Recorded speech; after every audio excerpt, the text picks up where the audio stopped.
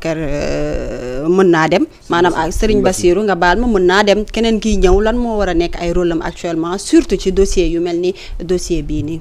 Serigne Bassirou mën na dem mais bu demee it bu mu sori parce que bëri na fi yoo xamante ne tey. wax dëgg yàlla nekk na koo xam ne mënul ci rek raxasu ci noonu parce que benn dossier la ci plusieurs dossiers. parce que yu similaire yoo xam ne cas yu demee ni la famille Talaf boobu benn la parmi tant d'autres. te ñaata la ci Sénégal na la perte mais ñun loolu daf ñu intéressé. parce que 50 milliards c'est pas 100 millions hein. C'est beaucoup d'argent tey fii réew mi toll soxla nañu xaalis boobu c'est pas parce que da ngay dégg gars yi ñu naan la nañu liggéey te bàyyi te non. il faut ñu leeral def état des lieux réew mi bi ñu koy jël dañ ko fekk ci ay scandales yoo xamante ne. ay politiciens véreux lëkkaloog ay chefs d'entreprise ñii duñu fay taxe ñii duñu fay ay impôts ñii duñu fay ba pare def ay lobby yoo xamante ne.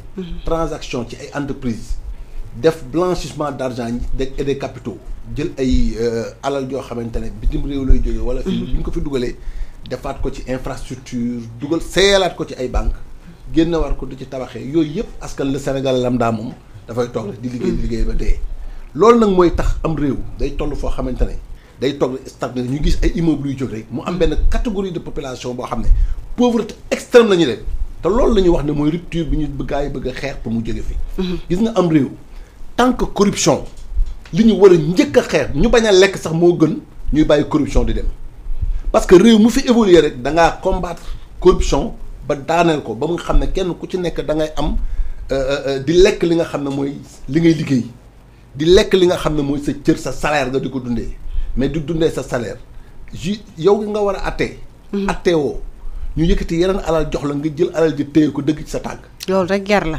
loolu mooy corruption. waaw loolu te yow nga war a xeex corruption te nga war ko xeex. donc dafa nekk loo xam ne ci secteur yëpp la fay. tey ji boo demee ci justice bi ma nga fa boo demee ci infrastructure bi ma nga fa mais da ci am ay secteurs yoo xamante ne fu mel ne port fu mel ne impôt et domaine. ñaar ñooñu tey ñu seen bàyyi nag ñoom ñëpp nag. mooy justice parce que li fi lëj yëpp fu muy dajale mooy ci justice bi. donc fi ñu war a gën a raxas man pour man. muy justice bi il faut ñu xoolaat càmbaraat ko ba nga xamante ne sénégalais bi gën a tuuti sax dana ci gis boppam. mais ay nit ñoo xamante ne groupe xaalis lu ne la mën booy seet ku jub dëgg boo koy natt da nga koy natt ci koppar. wala ci jigéen ñaari natt yii boo ci nattee nit mu rëcc. xamal ni nit ku baax la. am na solo. Monsieur Ben lan moo war a nekk taxawaayu OFNAC xam nañ ne rôle am mooy xeex ger ak yi ni mel mais actuellement lan ngay dénk wala boog lan ngay xaarandi ci équipe bi nga xamante ne ñoom la ñu war a taxawalaat te mu nekk en cours lan moo war a nekk seen mission bu ñu dellu see ginnaaw scandale yi nga xamante ne dégg nañ ko yépp. Enfin, moi je suis pas comme Babacar, je te dis pas trop question yooyu mais ce que je veux dire c'est que OFNAC, il y a tellement de problèmes. Je crois qu'il y a eu tout dernièrement des modifications sur OFNAC, etc. À mon avis, modifications. Mais je ne maîtrise pas trop. Mais c'est un problème d'ensemble de la justice. Des juges véreux ou des gens véreux. Il faut monter à bloquer le système. Il faut bloquer ce système. Bon, maintenant, je ne sais pas trop. Comme Babacar le dit, c'est des affaires de milliards qui nous dépassent. Et regardez Sarkozy, combien de temps il a fallu le combattre pour qu'il va aller en prison le 21 octobre. Comment il a pu se défendre. Et pourtant, le gars qui avait les mallettes qui est décédé, donc on fait qu'un des principaux acteurs de l'affaire, tu vois. Partout où il y a de l'argent, malheureusement, tu vois ces choses-là. Par exemple, OFNAC, on me dit, par exemple, Baudé fait cette déclaration de qui? C'est patrimoine. Ils ne sont pas obligés de gagner. Wow. Bon, là aussi, tu vois, par exemple, je te donne un exemple. Ça n'a rien à voir avec des milliards. Mais Baudé fait déclaration de patrimoine, c'est pourquoi? C'est une gagner. Parce que c'est le peuple. C'est-à-dire que souvent, on oublie un truc qui est très important. C'est le peuple. Information. Par exemple, je prends un exemple, et c'est exactement pareil. On nous parle de dette cachée. On nous parle de l'ancien gouvernement a pris une dette sans dire si Assemblée nationale votée ou quoi, patati patata. Ok. Mais où est le peuple dans tout ça? Pourquoi on dit c'est un règlement de compte? Parce que c'est le nouveau gouvernement mondial affaire bi ne ma koy instruire quoi à charge.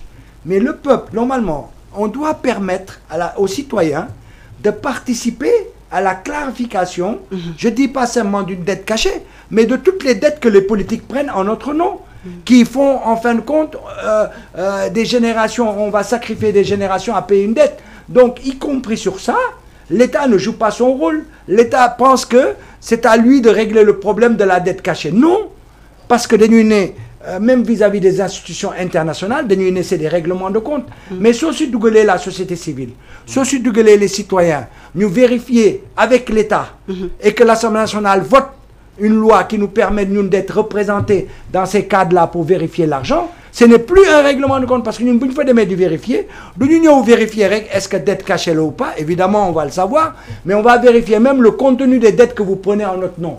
Parce que tous ces politiques-là viennent prendre des dettes en notre nom et nous, on ne sait pas. Donc, ce que veut dire par là, l'OFNAC, l'État, il faudrait en fin de compte un État vraiment qui tienne compte de l'aspiration des gens, c'est de permettre effectivement à la citoyenneté de s'exprimer dans les lieux où vous pouvez exprimer où, donc c'est y compris pourquoi on demande à ce que dans le Conseil supérieur de la magistrature, qu'il y ait des représentants des avocats, des représentants de la société civile et tout ça. Mais les magistrats ne veulent pas de ça. Le gouvernement actuel dit nous d'accord on est ici, mais magistrats yi bëgguñu. D'accord parce que ça pose le problème. Tant qu'on a des lieux où on laisse soi-disant des professionnels gérer et que le peuple n'est pas là pour pouvoir vérifier, tant que cette vérification n'est pas faite, le nek mun nañu arriver. C'est pour ça que je dis ouvrons cette citoyenneté, on n'a qu'à l'ouvrir, y compris au plus haut sommet de l'État, y compris dans nos juridictions, partout. Et c'est ça qui va nous permettre d'avancer beaucoup plus. Surtout la transparence. Amna solo bu baax a baax ngir ñu mën a xeex gi la guerre Ange ñëwaatal ma tuuti ci li nga xamante ne moo di rôle OFNAC lan la ñu war a am comme mission surtout équipe bi nga xamante ne ñoom ñoo war a ñëw remplacer équipe bi fi nekk lan la ñu war a am comme mission.